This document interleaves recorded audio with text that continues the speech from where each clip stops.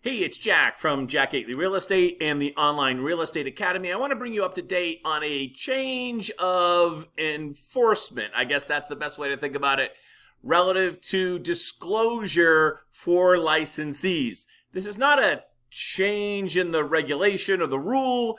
It's always been there. I guess it's just a way that they're changing how they look at it. Let me explain.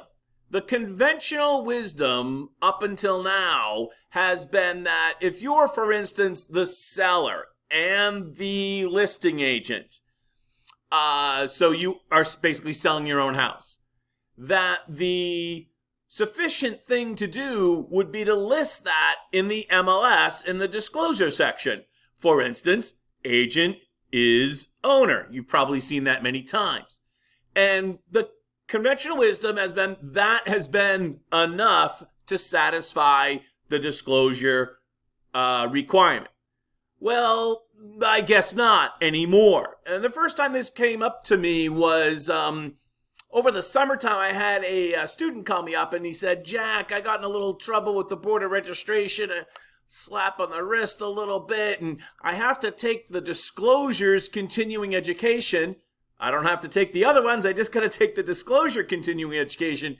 And I said, okay, I can kind of manually set that up for you.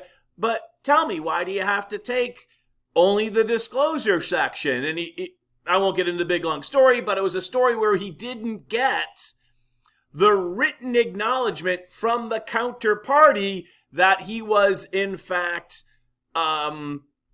the seller and the list agent. So I think it was that case and maybe some other cases. But in any case, going forward from now, you absolutely positively want to get this in writing no later than entering into any type of contract with the counterparty for the transaction. So here at Jack Gately Real Estate, we have Bay State forms, which are free for our agents. And we are not members of the realtors, but our form has already been distributed to our agents. And so any of my agents that are going to be selling their own property, or this is applicable, you want to start using it as of today, which is October 4th. The realtors will be getting out a similar type of form, whenever they get around to it, sometime this month.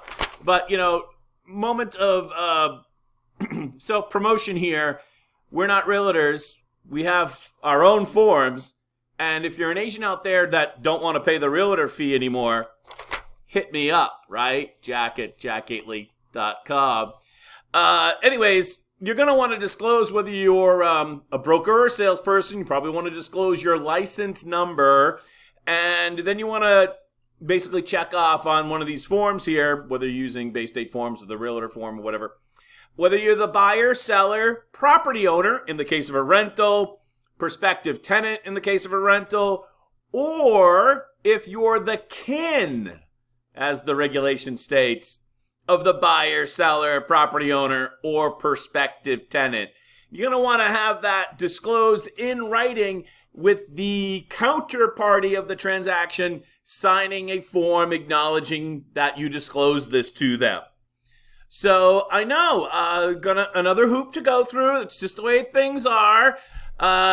Paperwork never goes away. It just expands. And this is one of those new things that you've got to do. If you're a broker and you have a agency with, 10, 20, 30, 50, 80 agents or whatever, you're going to want to start to make sure that they are complying with this new enforcement viewpoint. Let's call it that.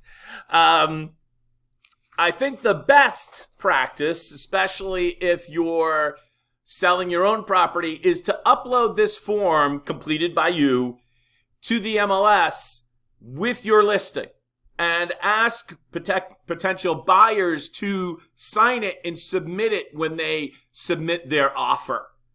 If you're a buyer, then you want to send it in with your offer and or application if you're renting property. So that's the update for now. Pretty straightforward. Again, it is available at Bay State Forms. Thanks for watching. I'm Jack Gately from Jack Gately Real Estate and the Online Real Estate Academy. Have a great day.